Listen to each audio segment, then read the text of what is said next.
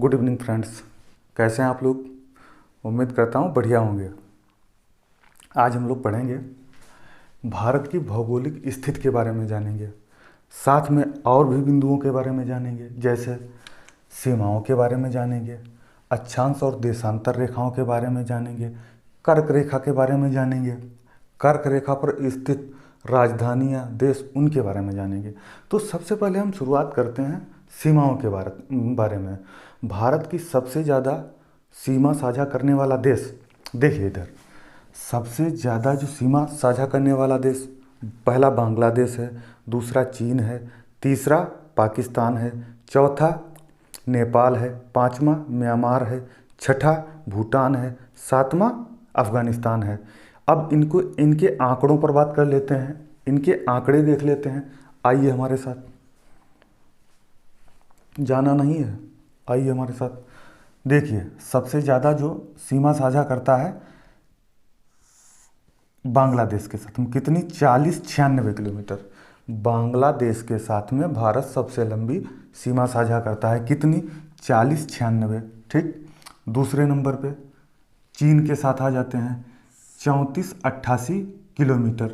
ठीक है, ये आपका चीन के साथ में हो गया। उसके बाद पाकिस्तान के साथ में आ जाते हैं। पाकिस्तान के साथ में हमारा देश जो सीमा साझा करता है 33-23 किलोमीटर। ठीक है। उसके बाद नेपाल आ जाते हैं बेटा, नेपाल के साथ में 17-51 किलोमीटर। अब हम भूटान के साथ, इसके बाद भूटान नहीं, म्यांमार के साथ आते हैं, 16-43। उसके बाद हम आ जाते हैं म्यांमार के साथ 699। फिर अफगानिस्तान के साथ में 106। अब हम क्रमानुसार देख लेते हैं, क्रम इनका कर लेते हैं। 1 भारत बांग्लादेश, 2 भारत चीन, 3 नंबर पे भारत पाकिस्तान, 4 नंबर पे नेपाल, 5 नंबर पे म्यांमार, 6 नंबर पे आपका भूटान है, 7 नंबर पे अफगानिस्तान। आई बात समझ में? और हमारा जो उत्तरी बिंदु है इसको हम क्या बोलते हैं बेटा? इंदिरा कॉल बोलते हैं, इंदिरा कॉल बोलते हैं। कहाँ है? J&K में है, जम्मू एंड कश्मीर में। ठीक है। उसके बाद जो हमारा दक्षिणी बिंदु है, कहाँ है? कन्याकुमारी या केप कमोरिन, ये हमारा दक्षिणी बिंदु हो गया बेटा। ये हमारा अंडमान निकोबार हो गया, इस पर आगे कभी चर्चा कर लेंगे। ठीक है। और उसके बाद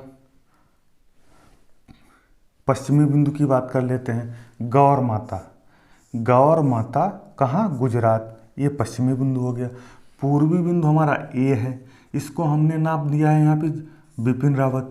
पहले इसका नाम मालूम क्या था? बिपिन रावत नहीं था, बाद में रखा गया। बिपिन रावत को आप जानते हैं, स्वर्गवासी हो गए हैं एक घटना में। इसका पुराना नाम था किबुथु,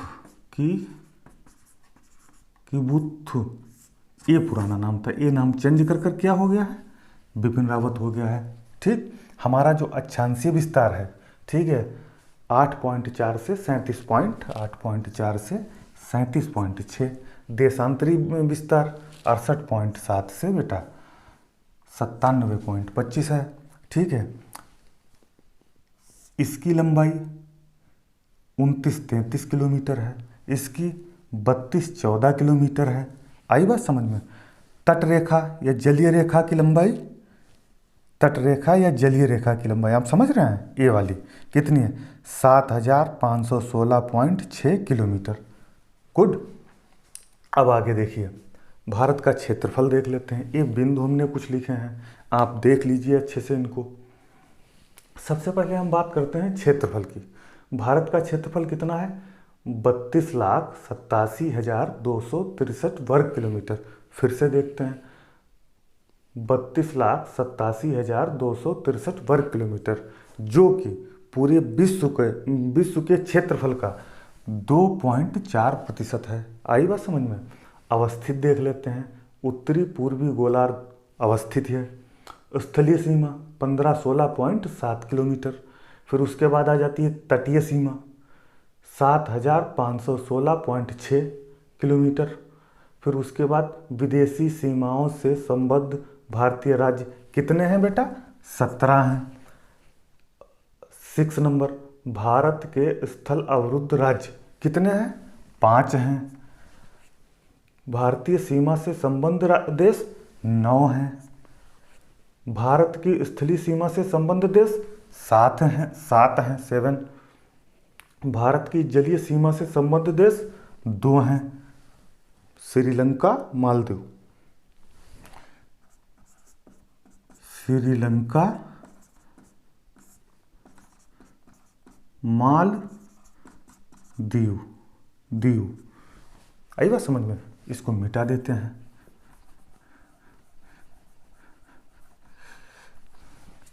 फिर भारत का ज्यामितीय आकार कैसा है? चतुष्कोणीय है।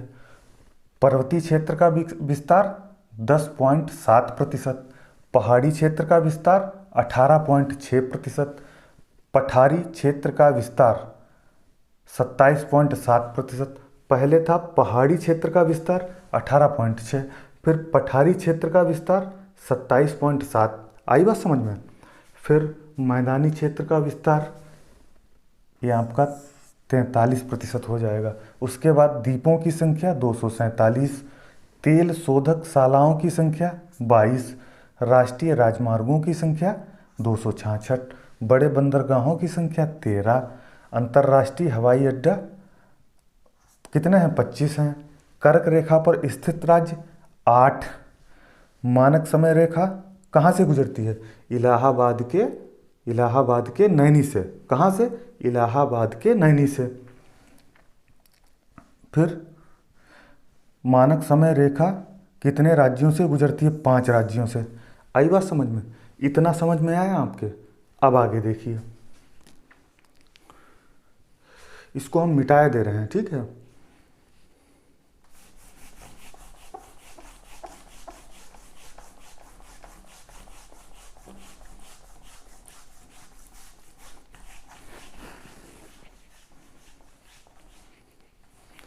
इसका डस्टर था, पता नहीं कहाँ डाल दिया है। चलो इतने में हम देखते हैं। अब हमको सबसे पहले मालूम क्या देखना है? कर्क रेखा पर स्थित राज्य या कर्क रेखा मतलब भारत किन देशों के बीच से कर्क रेखा गुजरती है? देखिए, पहला आपका हो जाएगा राजस्थान बेटा, राजस्थान। दूसरा आपका हो जाएगा गुजरात।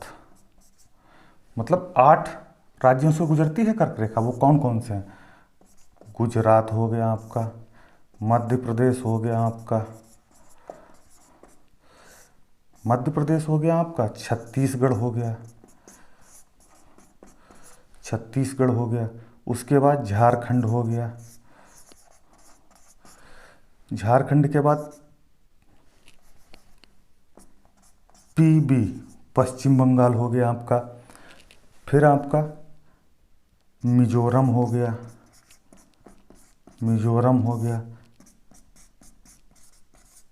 त्रिपुरा हो गया। कितने हुए? गिनते हैं, 1 2 3 4 5 6 7 8। 8 हो गए। कौन कौन से? राजस्थान, गुजरात, मध्य प्रदेश, छत्तीसगढ़, झारखंड, मिजोरम, त्रिपुरा, पश्चिम बंगाल। आई बात समझ में?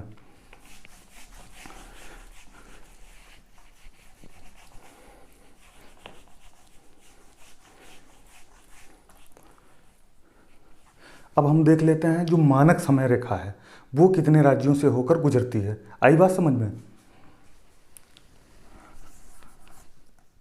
मानक समय रेखा 82.5 डिग्री, पूर्वी देशांतर 82.5 डिग्री कहाँ से गुजरती है? इलाहाबाद के नैनी से। कितने राज्यों से? 5 राज्यों से। आओ देखते हैं कौन कौन से हैं। उत्तर प्रदेश एक हो गया, दूसरा मध्य प्रदेश हो गया, तीसरा उड़ीसा हो गया, फिर आपका चौथा छत्तीसगढ़ हो गया, पांचवा आंध्र प्रदेश हो गया।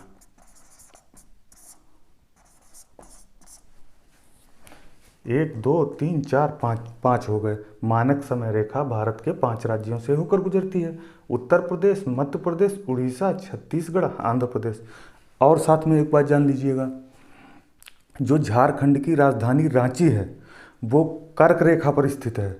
फिर से देखिए, झारखंड की राजधानी रांची कर्क रेखा पर स्थित है, याद रखना इस बात को। और 2 शहर कर्क रेखा के सबसे निकट हैं: गुजरात का गांधीनगर, मध्य प्रदेश की राजधानी भोपाल। यह कर्क रेखा के सबसे निकट हैं। और इधर देख लीजिए,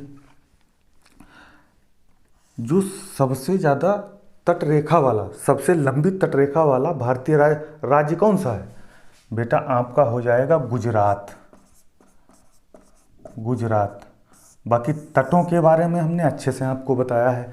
ये आपका अरब सागर हो गया बेटा, ये आपकी बंगाल की खाड़ी हो गई। ठीक है, जब मैंने नदियाँ पढ़ाई थी, बहुत नदियाँ पढ़ाने से पहले बहुत अच्छे समझाया था। ठीक है, कि आपकी जो है नदियाँ पढ़ाई थी, अरब सागर में गिरने वाली नदियाँ, बंगाल की खाड़ी में जल गिराने वाली नदियाँ, बहुत अच्छे समझाया था। और यहाँ पे भी अच्छे से आपको समझाया जाएगा, लेकिन कुछ समय लग रहा है। हम बोर्ड की व्यवस्था कर रहे हैं, जल्द से जल्द इससे बड़ा बोर्ड आ जाएगा ताकि समझाने में दिक्कत नहीं होगी। आई बात समझ में? धीरे धीरे सारी चीज़ें आपको समझाएंगे अच्छे। हमारी कोशिश रहेगी कि आपको अच्छे समझाया जाए। ठीक है, और बाकी चीज़ें आप कल होंगी। ठीक है, हमको आज्ञा दीजिए, हम चलते हैं।